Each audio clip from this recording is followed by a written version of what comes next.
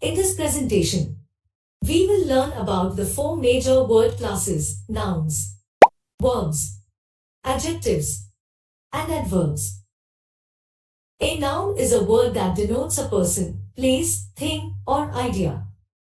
It is a part of speech that plays an essential role in sentence construction. Nouns can be further classified as common or proper nouns, concrete or abstract nouns, and countable or uncountable nouns. In English grammar, words representing substances that cannot be counted or measured are known as uncountable nouns. These include concepts such as water, air, sugar, and information. Uncountable nouns are different from countable nouns, which represent objects that can be quantified, such as dogs, books, and trees. In the mass noun or uncountable noun, you can't count like waterfall. The structure of uncountable nouns in a sentence is a crucial aspect of English grammar. Uncountable nouns are singular and do not have a plural form. For instance, we can't say, "I have 2 sugars." Instead, we say, "I have 2 teaspoons of sugar." The amount or quantity of an uncountable noun is expressed using measurement words such as a cup of water, a gallon of milk, and a bag of rice. The structure of uncountable nouns also affects how they are used in sentences. Since uncountable nouns are singular, they require a singular verb when used as a subject in a sentence. For example, "The information is accurate," not "The information are accurate." However, when uncountable nouns are used as objects, they take the form of a plural verb. For instance, "I need some information" can be changed to "I need more pieces of information." Now we jump to the verb. A verb is a word that expresses an action, occurrence, or state of being. It is a crucial part of a sentence as it helps to form clauses and convey meaning. Verbs can be further classified as regular or irregular, finite or non-finite, transitive or intransitive, and dynamic or stative verbs. Verbs have a defined structure that includes different tenses such as the present tense, past tense, and future tense. In the present tense, verbs describe actions that are happening now or regularly. For example, "I walk to the park," or "She loves to bake." In the past tense, verbs describe actions that have already happened. For example, "I walked to the park yesterday," or "She baked a cake last night." In the future tense, verbs describe actions that are yet to happen. For example, "I will walk to the park," or "She will bake a cake tomorrow." Verbs are also classified according to their form. Regular verbs follow a defined pattern when changing tense. For example, adding "ed" to a verb in the past tense. Irregular verbs, on the other hand, do not follow a defined pattern, and their past forms must be learned separately. For instance, the verb "to eat" becomes "ate" in the simple past tense, and the verb "to see" becomes "saw." Now we jump to function of verbs. Verbs serve different functions in sentences. They can be the main verb, which carries the sentence's meaning, or they can be auxiliary verbs, which support the main verb. Auxiliary verbs are commonly used to create different tenses, such as the present perfect tense or the future continuous tense. Verbs also perform different tasks in sentences, such as transitive and intransitive verbs. Transitive verbs require an object to receive the action. For example, "She gave the book to her friend." Intransitive verbs do not require an object to receive the action. For example, I slept for 8 hours. An action verb is a type of verb that expresses physical or mental action. These verbs are crucial in conveying information in a sentence and can change the sentence's meaning depending on tense and subject-verb agreement. Firstly, action verbs are essential in creating vivid and descriptive sentences. They help the reader understand the scene or action in a more engaging way. Secondly, action verbs come in various forms such as transitive and intransitive verbs, dynamic verbs, and stative verbs. Transitive verbs require an object to complete their meaning, whereas intransitive verbs do not. Dynamic verbs express an activity, while stative verbs describe a state of being. Using the right form of action verb in a sentence is important in conveying the intended meaning. For example, she cooked. And second sentence, she cooked dinner.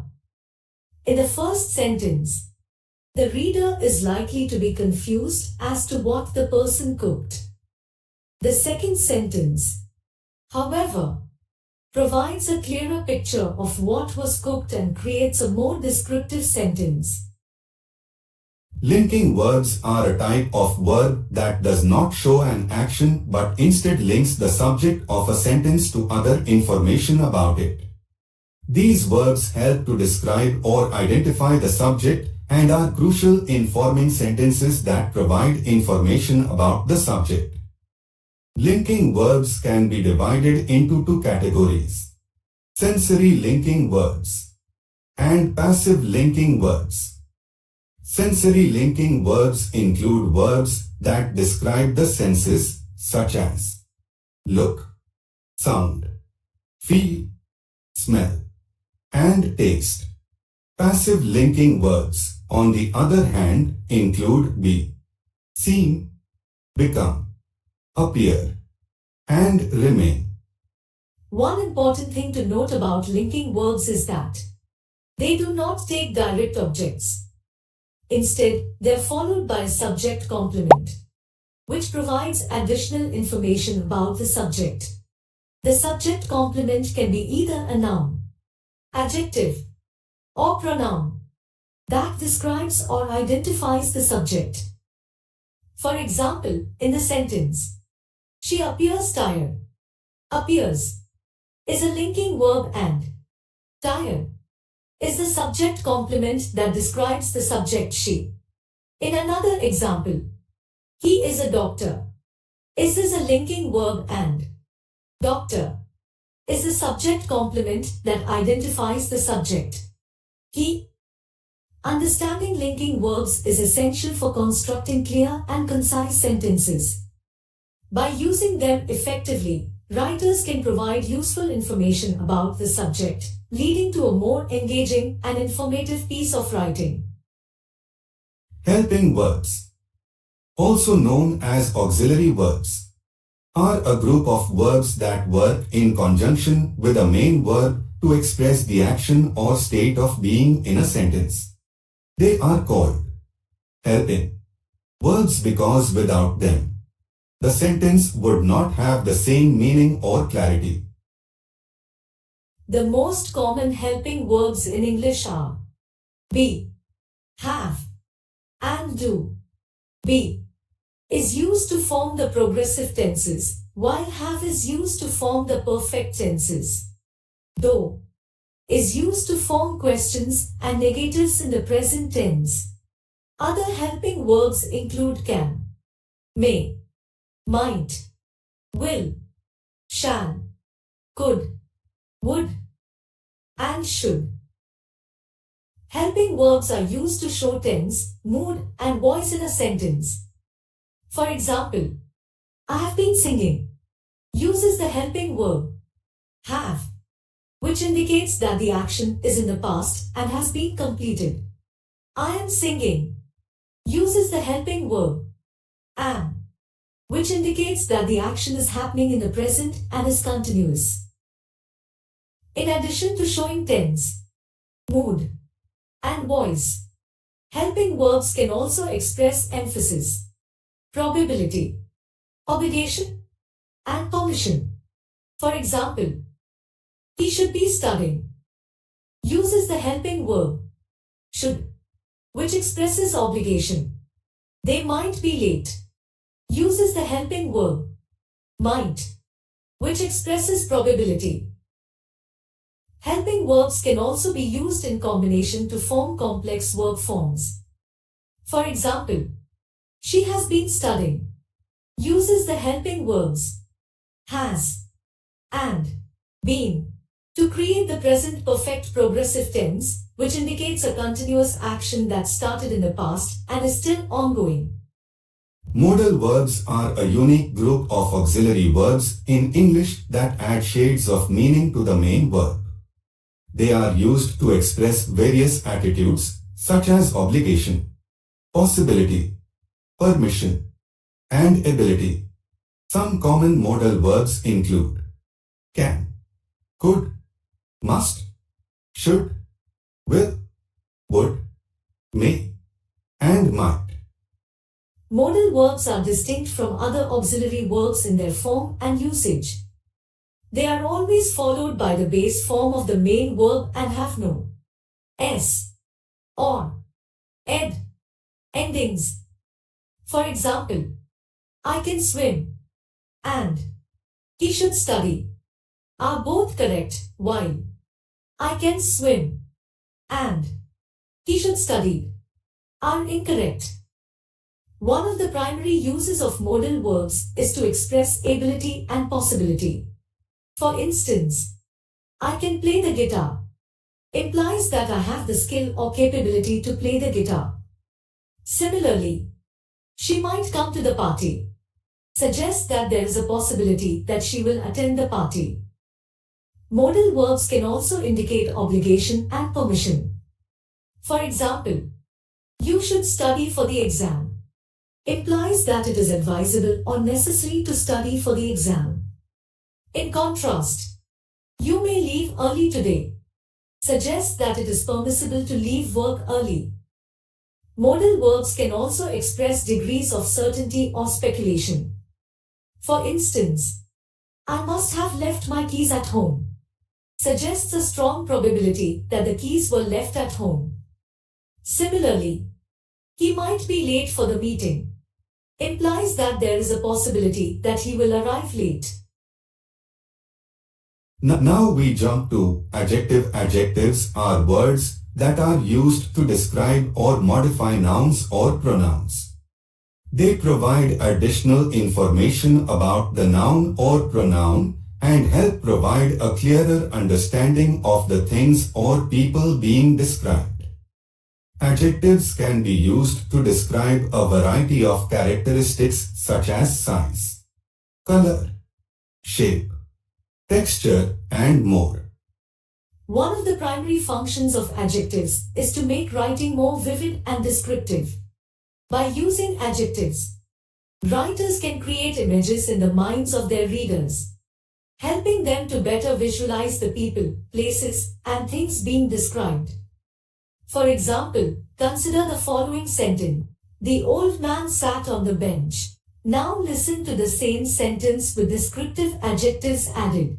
The frail, gray-haired man sat alone on the wooden bench, staring wistfully into the distance.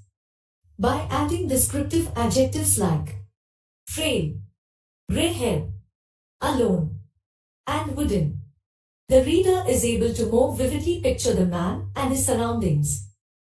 Adjectives can also be used to create comparisons and contrasts. By using comparative and superlative forms of adjectives, writers can show how things are similar or different. For example, Suman's car is faster than Dheeran's. Of all the cars in the lot, Suman's is the fastest. In both of these examples, the adjectives faster and fastest are used to compare the speed of Suman's car to Dheeran's and to all the other cars in the lot. Another way adjectives can be used is to indicate the quantity or amount of something. Quantitative adjectives include words like many, few, a lot of, several, and some. These adjectives tell us how much or how many of something there is. For example, there were many people at the party.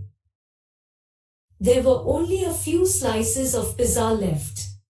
Adjectives are an important part of speech and are used extensively in both written and spoken language. By using adjectives effectively, writers can create more vivid and engaging prose that captures the attention of their readers. Now we jump to last section. Adverb. Adverbs are a part of speech that modifies verbs, adjectives, or other adverbs. They answer questions such as how, when, where, why, and to what extent. Adverbs are essential in conveying information about the manner, time, frequency, and degree of an action or state. There are different types of adverbs, such as adverbs of manner, adverbs of time, adverbs of frequency, adverbs of degree, and adverbs of place. Adverbs of manner describe how an action is performed, such as slowly, quickly, or quietly. Adverbs of time indicate when an action takes place, such as yesterday, now, or soon. Adverbs of frequency specify how often an action is repeated, such as always, often, or rarely. Adverbs of degree express the intensity or extent of an action, such as very, quite, or totally. Adverbs of place indicate where an action occurs, such as here, there, or nearby. Using adverbs can enhance the quality and clarity of writing by providing additional information and context. However, it is essential to use adverbs judiciously and avoid overusing them, as it can make the writing repetitive and dull. Adverbs should be chosen carefully to convey the intended meaning accurately and effectively. Now we jump to using word classes to improve your writing. Use precise nouns to create vivid descriptions and avoid using vague words like thing or stuff. Similarly, to improve the writing, you should pick powerful words, choose action-packed words to make your writing more engaging and avoid passive voice. Furthermore, use descriptive adjectives to help readers experience the setting or characters in your story. In conclusion, understanding the major word classes in language is essential for effective communication. Through proper use of nouns, words, adjectives, and adverbs, individuals can convey their thoughts and ideas accurately, making language a powerful tool for expression and connection.